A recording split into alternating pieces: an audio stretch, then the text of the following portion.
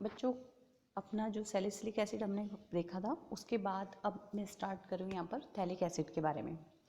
Phthalic acid चूँकि आपने lab में भी इसको किया है, प्रैक्टिकल जब हम करते हैं, और अब इसको हम देख लेते हैं थ्योरेटिकली इसकी स्ट्रक्चर और किस तरीके से हम इसको बनाएंगे, physical property, chemical properties and uses क्या क्या हैं। तो सबसे पहले हम देखते हैं इसकी स्ट्रक्चर के बारे में। Benzene dicarboxylic acid is found in 3 isomeric forms.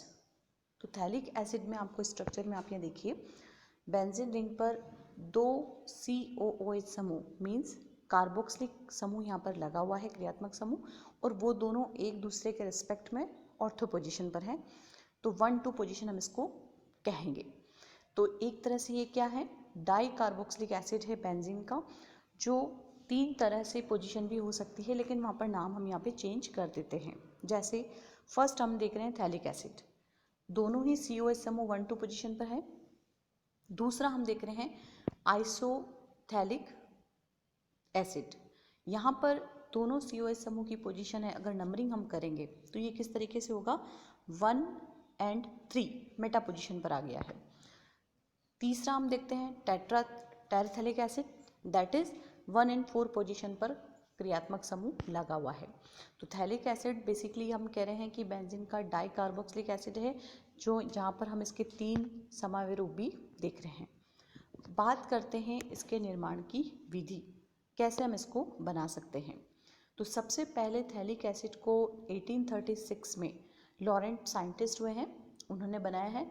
और कैसे बनाया है इसको, नैफ्थलीन के ऑक्सीकरण के द्वारा। नैफ्थलीन का ऑक्सीडेशन, ये रिएक्शन आप देखो यहाँ पर, नैफ्थलीन फ्यूज्ड सिस्टम है ये, 2 बेंजीन रिंग फ्यूज्ड होती है, हाइड्रोकार्बन का एग्जाम्पल है ये। ऑक्सीकरण जब होता है तो काफ़ी हाई टेम्परेचर यहाँ मेंटेन है, 400 से 500 डिग्री सेंटीग्रेड, और कैटलिस्ट यहाँ पर यूज़ किया हुआ है वैनेडियम पेंटाऑक्साइड। इसकी प्रेजेंस में जब ऑक्सीडेशन होता है, डायरेक्ट रिएक्शन है, तो ये बनता है यहाँ पर थैलिक एसिड। आगे प्रोसीड और रिएक्शन होती है क्या, कि यहाँ पर अगर हम कह रहे हैं कि हाइड्रोलिसिस हुआ तो ये यहाँ से वाटर एलिमिनेट होकर के इसको एनहाइड्रेट फॉर्म में कन्वर्ट करेगा, और हम कहते हैं थैलिक एनहाइड्रेट बन गया। इसी से आगे हम बढ़ते हैं और कन्वर्ट करते हैं इसको सॉल्ट फॉर्म में। कैसे, सोडियम हाइड्रोक्साइड के साथ अभिक्रिया करवाएंगे तो ये बनेगा sodium phthalate, and when this sodium phthalate react with hydrochloric acid we get phthalic acid. तो सबसे पहले इसको जो बनाने का हम कह सकते हैं कंट्रीब्यूशन है या श्रेय जाता है, वो है साइंटिस्ट लॉरेंट को, जिन्होंने नैफ्थलीन को ऑक्सीडाइज्ड करके इन presence of vanadium pentoxide high temperature पर थैलिक एसिड को बनाया। दूसरी रिएक्शन हम देखते हैं ऑक्सीडेशन की है, और वो हम बना रहे हैं जाइलिन से, ऑर्थो पोजीशन है तो ऑर्थोजाइलिन हम कह रहे हैं। इन presence of dilute nitric acid, Tanu HNO3 की उपस्थिति में कैमेनोफोर, और या फिर हम वैनेडियम पेंटाऑक्साइड जो हमने अभी ऊपर के एक रिएक्शन में लिया है, उन दोनों को हम यूज़ कर रहे हैं, तो हमको क्या मिलेगा, ऑक्सीकृत होकर के थैलिक एसिड। ये रिएक्शन आप देखो यहाँ पर। तो 2 मेथड हमने यहाँ पर देखे हैं, नैफ्थलीन के थ्रू और ऑर्थोजाइलिन के थ्रू हमने बनाया यहाँ पर, दोनों में ही ऑक्सीडेशन हो रहा है। अब बात करते हैं इसके फिजिकल प्रॉपर्टी की। It is colorless crystalline solid and melting point is about 213 degree centigrade. तो ये क्रिस्टल ठोस है जिसका मेल्टिंग पॉइंट 213 डिग्री सेंटीग्रेड है, और अगर हम इसको ठंडे पानी में विलय करें तो ये आसानी से नहीं घुलता है, इनसॉल्युबल है, लेकिन गर्म पानी में आराम से घुल जाता है।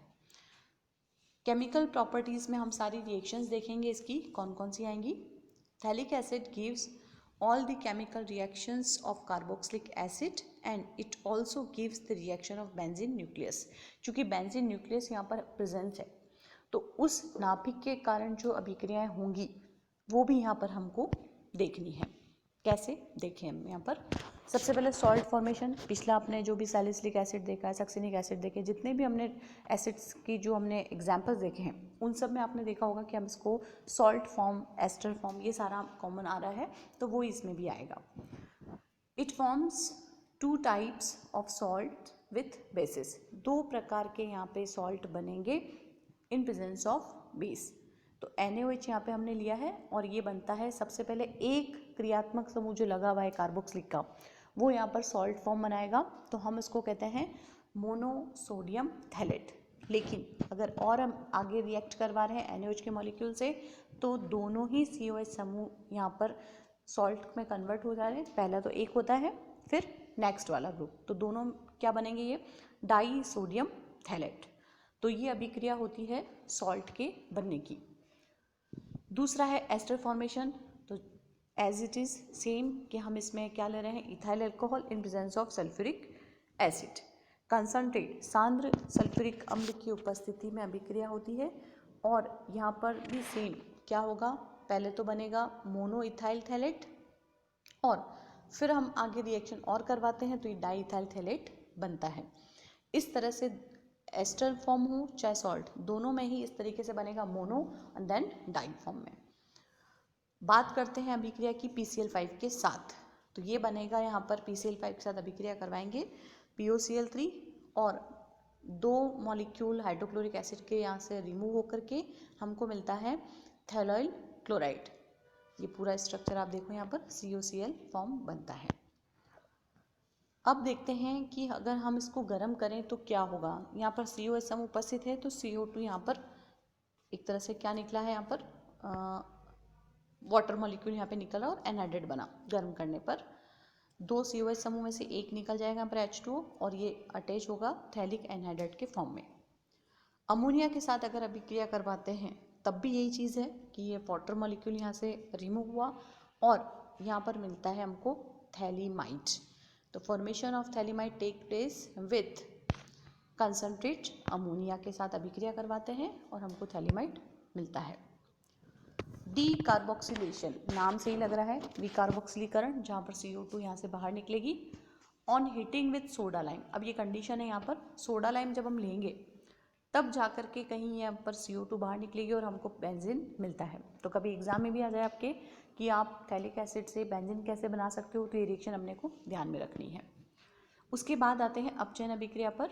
On reduction with sodium amalgam all 3 double bonds are removed and hexahydrophthalic acid is obtained. कैसे, देखो हम यहाँ पर थैलिक एसिड को हमने सोडियम अमलगम के साथ इन प्रेजेंस ऑफ HCl अभिक्रिया करवाई, तो यहाँ से आप देखो कि बेंजीन रिंग की जो एरोमेटिसिटी है वो डिस्टर्ब हो गई और ये क्या बना, डाईहाइड्रोथैलिक एसिड।